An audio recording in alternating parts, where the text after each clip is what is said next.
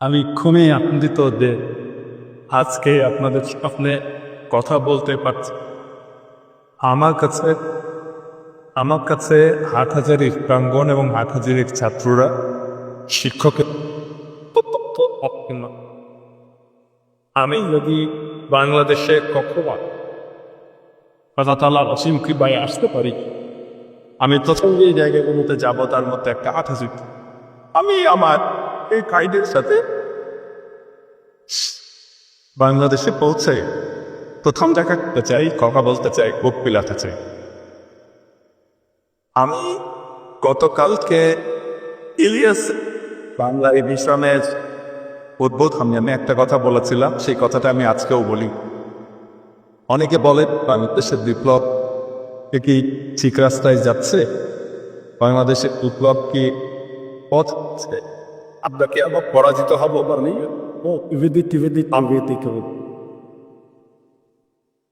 আমি সবাইকে কেবল আশ্বস্ত করি যে বাংলাদেশ বর্ষা বিপ্লবের মূল ছিল বাংলাদেশের সাধারণ মুসলমানেরা, বাংলাদেশের মাদ্রাসার ছাত্ররা, শিক্ষকরা এবং বাংলাদেশের ইসলামী চেতনার লোকেরা। ওনারাই এই বিপ্লব সফল করেছেন, বিজয়ের দ্বারপ্রান্তে পৌঁছে দিয়েছেন এবং ওনারাই এই বিপ্লবকে রক্ষা করবেন।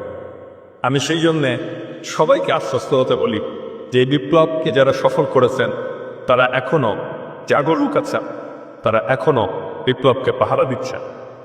কেন বাংলাদেশের মাদ্রাসার ছাত্ররা অকাতরে এই বিপ্লবের পক্ষে দাঁড়িয়ে লড়াই করে?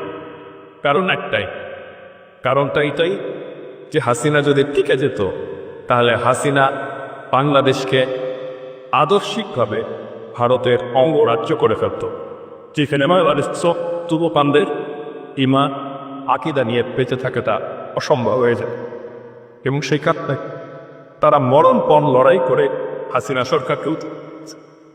আপনাদের পক্ষে আহ্বান, এই বিপ্লবকে আবারও বুকে আগলে রাখতে হবে। কারণ এই বিপ্লবকে যদি আমরা আগলে না রাখি, আবার যদি আমরা পরাজিত হতে চাই, তাহলে আবার এক দাসত্বের শৃঙ্খলে আমাদের আবদ্ধ হতে হবে। ভালো থাকবেন, সুস্থ থাকবেন, সবাই সাথে দেখা হবে আবার স্বাধীন বাংলাদেশে। সেই দিনের অপেক্ষায় আছি, দোয়া করবো আমি বাংলাদেশে ফিরতে পারি তাড়াতাড়ি। আপনাদের দোয়ায় আমি তাড়াতাড়ি মিলে ফিরতে চাই, আপনাদের সাথে দেখা করতে চাই, কথা চাই, বুকে মেলাতে চাই। ভালো থাকবেন। ইনকিলাব জিন্দাবাদ।